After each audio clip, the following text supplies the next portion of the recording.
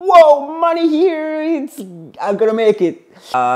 Where should I begin? I used to work with a travel agency for the past 10 years. And then obviously COVID happened. Countries around the world have now reported more than one cause of the mysterious new virus. Coronavirus.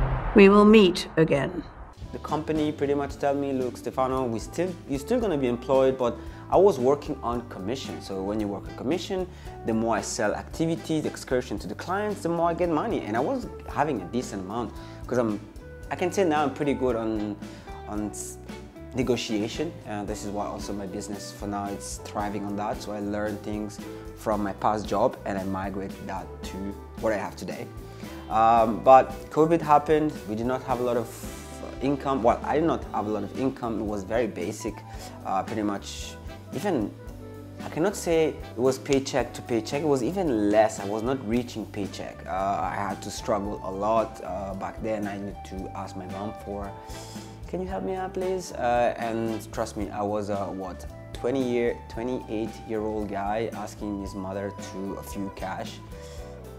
Today it's embarrassing, but it is what it is. People go through stuff. My life and your life might be different, but after a while, I always used to go hiking with my friend, my good friend Lester. Went to hiking and took my small GoPro 5. I didn't have any drone. I had a drone actually. I had a drone because we had a previous trip to Thailand with my friends and I bought a DJI Tello, like small.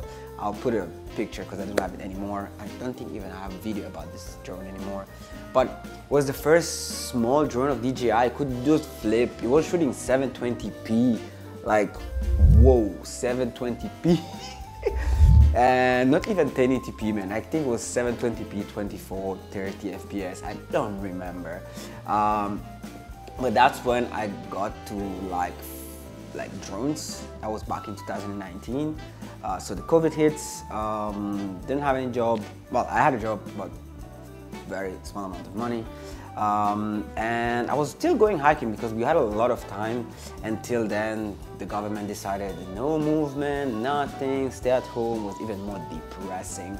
But I had a lot of time to go on YouTube. And to be honest, if I will go back in time now, I think it would be still the same because I did not have any knowledge on how to make a YouTube video or how to make a video itself. I didn't know any settings. So at that time, I went on YouTube and I watched a tons of Peter McKinnon video. I think it's the GOAT. Peter McKinnon here. It is up, everybody. Peter McKinnon. What's up, everybody? What's up, everybody? I was learning stuff like this. Can to make sure that this point in a tutorial, this kind of stuff now is a bit much on the film side, but I watch him a lot. He was the one who made me inspired that, man, I can also take much better photo than I'm already doing with my small GoPro, my phone.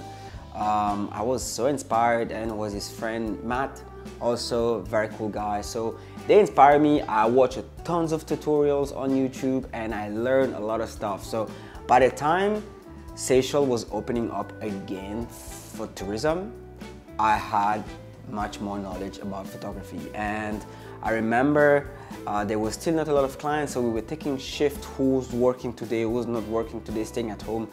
The salary was still the same, not that great. And I remember one small hotel called me and asked me like, Stefano, we need somebody to take some photo for our clients.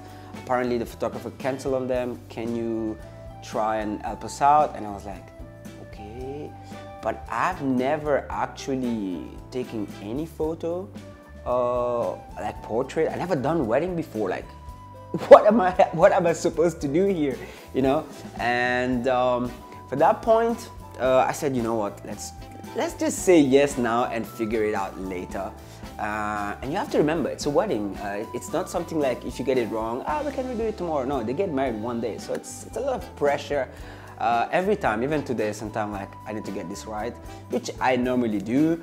But back in the days, it was even more pressure. So I said yes, of course. The clients were staying at Bliss Hotel. It's a hotel in the north, but they were getting married in the south. So easy for me. I live in the south of the island, so I met them. I took their photos and they pretty much loved it. They loved the photos. And that was for me was like, whoa, I did actually a good job, like, you know. and they were going to La Digue, and I remember they came, like, I was so excited. Back then I would give you the photo the next day.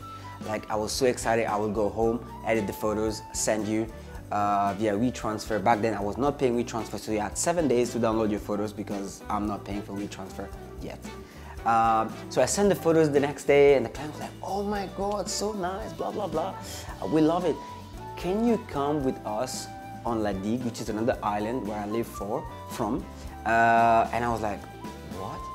Do they really want me to come to La Digue with them?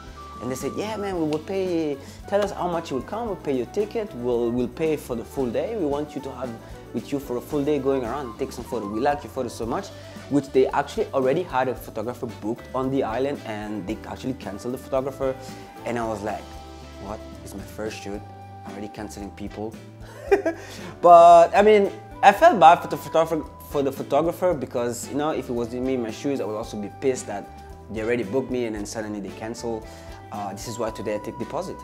But yeah, back in the day, that was my first client, photography-wise, and then I did a video for a couple which was Indian.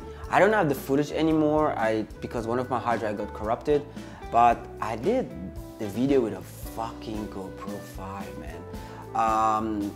Because I bought, sorry, I also forgot to mention, like, I only have my phone and my GoPro 5, but I did bought a second-hand Nikon D3300. It's APS-C. I think it's 24 megapixel. I will look into my archive on my phone if I have some picture of that camera. But I had APS-C, Nikon, potato, whatever, but I started my journey of photography with that camera. So for that point, I started to do more photography. Obviously my portfolio was growing. My page was all a mess. I was having my page and weddings and photo with my friends all in one. Then I separated them. This is now, today I have 3 pages for wedding, portrait, like for models and bikini line, and my main page as my as my own identity, like who I am, you know, like I like shoot everything, but I distinguish him just because of business. Oh, that's a lot of talking. What else? Yeah, so I did not have a big portfolio. I got super excited with that couple and then the Indian couple, which actually I charged them $50. Like, it was an hour on the beach and I charged them $50 with a GoPro 5. Wow. And the other couple, I don't remember. I think the first time, like the first couple that I actually shoot photography with, I think I charged them like $100 back in the days. And then for La Digue, I just calculated the ferry tickets, and then I think I charged them like 500 euros for the whole day. Like, we left on Mahé at 7 a.m. and we got back at, no, I actually slept on the island. I went back the next day. So I stayed with them until sunset. So 500, I think 500 euros for me was like, whoa, money here, I'm gonna make it. Again with these fingers. But yeah, so I made it through, but I did not have any contact. I did not have any clients.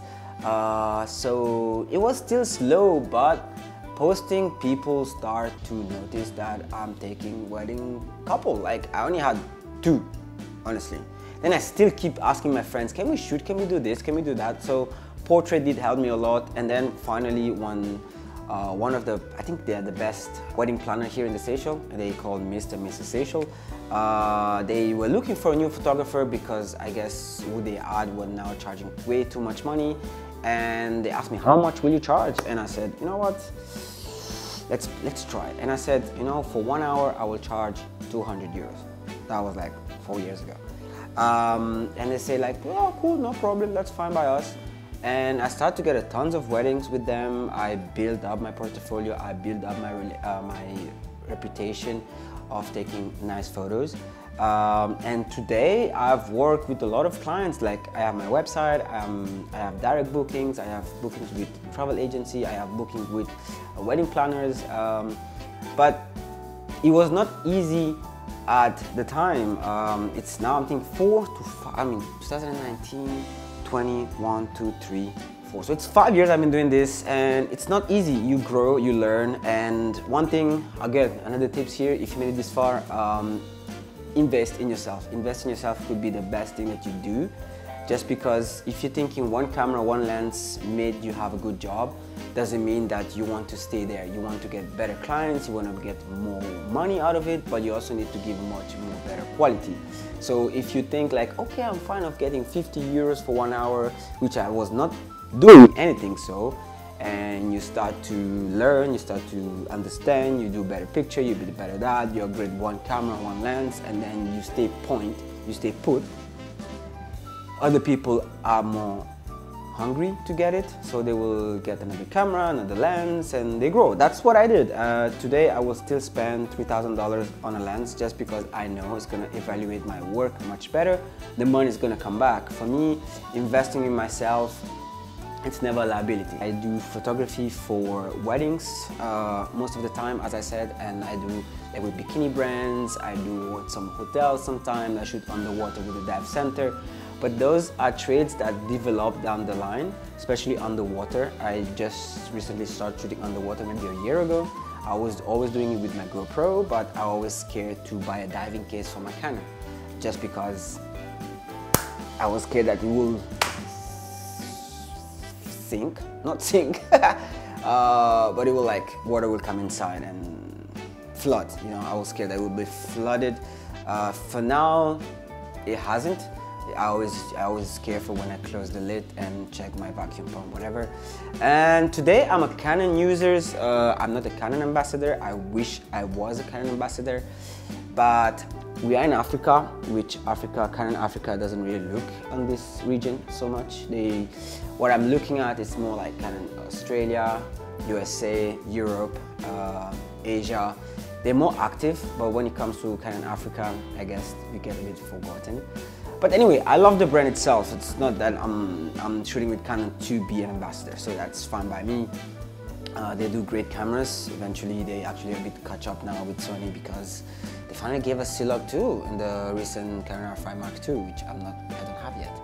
But the Red Komodo actually dropped today when I'm recording this. The Red Komodo, it's now cheaper than it ever been used to be. Like, and the Red Komodo X also like was $10,000, now it's $7,000. Wow. But yeah, I upgraded my gears. I eventually sold my Nikon. I had to. I could not kept it because I needed the money, and I was on the verge to be a Sony shooter actually. By the time Sony was already 3 years much further into mirrorless comparing to Canon, and they had the A7 III and Canon had the R and the RP. But my money was not enough. The rupees rates went crazy high with COVID time, and the equivalent in rupees in dollars was too much. I could not afford back then the A7 III, and I went with the RP, not even the R, I could not afford that. I went with the RP with the kit lens 24-105 f4 to 7 point something. Yeah, and I did a couple of, I felt like I was the man with that camera, man. Like I had an APS-C, I have a full frame sensor, yes, kit lens, but I feel like I made it, you know, I made it. But no, I did not make it at all because having a kit lens, it's horrible. But I made it work, Clients doesn't really know sometimes what you have until they see the end product, of course. But then when you develop a better skill, you understand that, oh, I need to upgrade that kit lens because it's horrible, and you understand what aperture is, and you want to shoot at 2.8 or even wider aperture like 1.2. So I got crazy lenses now. I have a 51.2, I have the Trinity from the 15 to 200, I have the 3 lenses, I have a 150 to 600.